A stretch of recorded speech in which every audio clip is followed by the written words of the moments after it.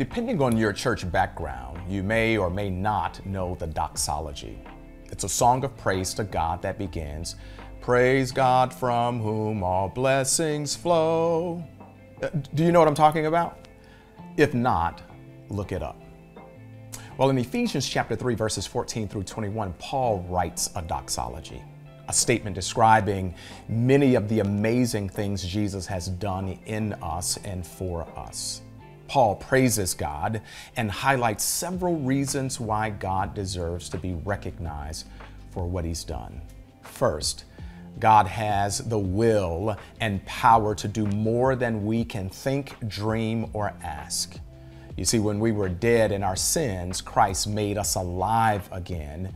When we were separated from God, Jesus reconciled us to God.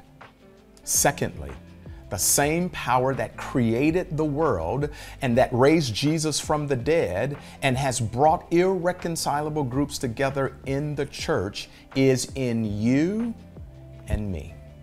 And finally, God continues to work in and through the church to accomplish his plan of restoring broken lives and this broken world.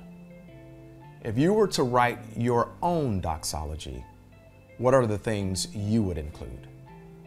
What are the things that God has done for you in Jesus that fill your mouth with praise? I want you to take a few moments today and praise God from whom all blessings flow.